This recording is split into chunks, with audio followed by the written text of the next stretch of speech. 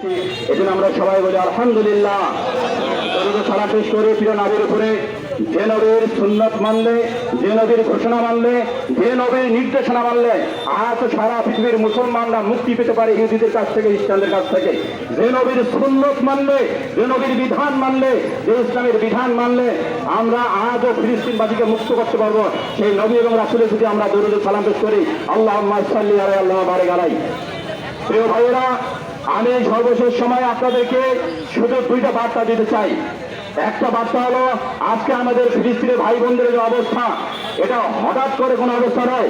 এটা হলো ইহুদি খ্রিস্টানদের পাশ্চাত্যদের একটা পরিকল্পিত একটা কাজ।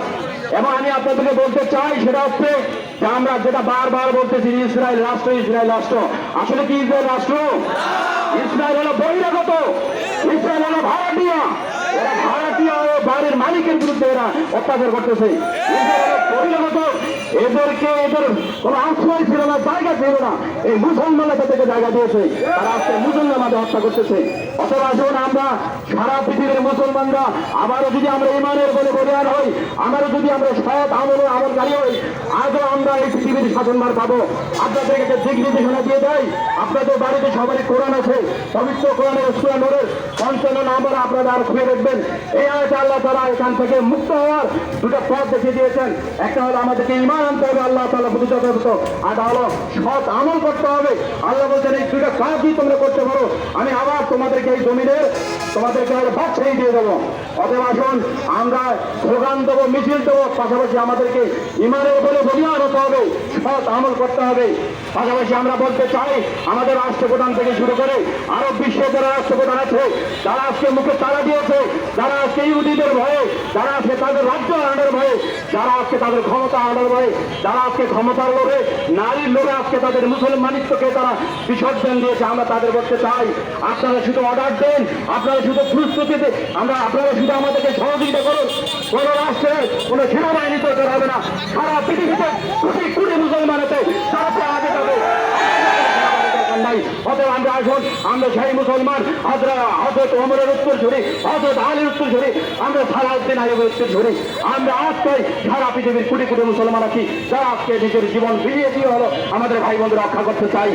আমরা আল্লাহ তাআলার কাছে দোয়া করি, আল্লাহ তাআলা যেন আমাদের ভাই বোনদেরকে রক্ষা করে। আমাদের সেই ছোট ছোট বাচ্চাদেরকে এমন দেখা যাচ্ছে, সেই মাসুম বাচ্চা, মাথা নাই বা তাদের পা নাই, সেই ছোট বাচ্চাকে তার বাবা নিয়ে দাফন করতেছে। আল্লাহু আকবার। আর সেখানে গাদা দেখলাম, একজন সাংবাদিক আক্ষেপ করে বলতেছে, আর হয়তো কয়েকটা ঘন্টা পৃথিবী থেকে আমরা মুছে যাব, তবে এই পৃথিবীবাসী এই গাদ্দার হিসেবে গোটা মুসলিম বিশ্বকে মনে রাখবে। অতএব আসুন আমরা আমাদের ভাই বোনদেরকে রক্ষার জন্য আমরা আমাদের সর্বাত্মক চেষ্টা করি।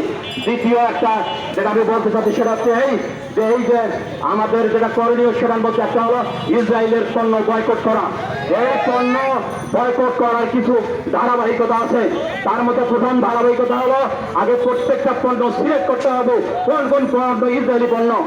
এরপরে বিকল্প পণ্য আছে কিনা, অবশ্যই আছে। আমাদের বাংলাদেশি পণ্য, মালয়েশিয়ান পণ্য আছে, অন্যান্য মুসলিম দেশের পণ্য আছে। সেই পণ্যগুলো কি, সেটা একটা তালিকা করতে হবে।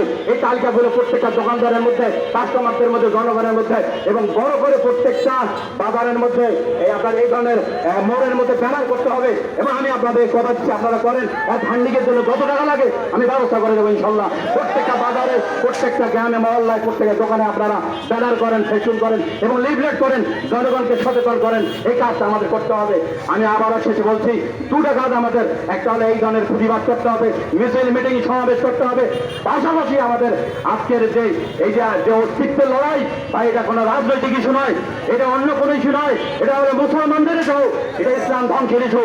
অতএব আমি প্রত্যেকটা ভাই বোনদেরকে বলতে চাই, রাজনৈতিক মত পার্থক্য থাকতে পারে, আপনার সাথে আমার মনোবালিত থাকতে পারে, ইসলামের স্বার্থে, মুসলমানদের স্বার্থে আমাদের এক হইতে হবে।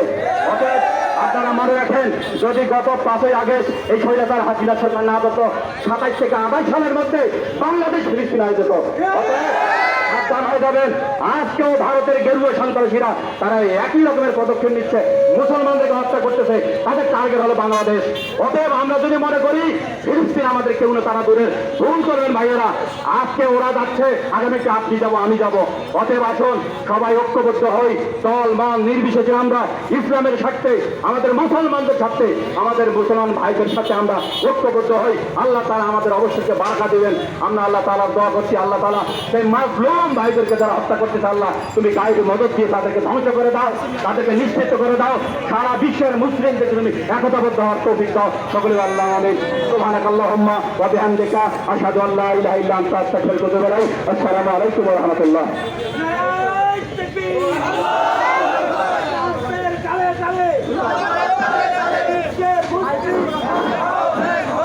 ধন্যবাদ।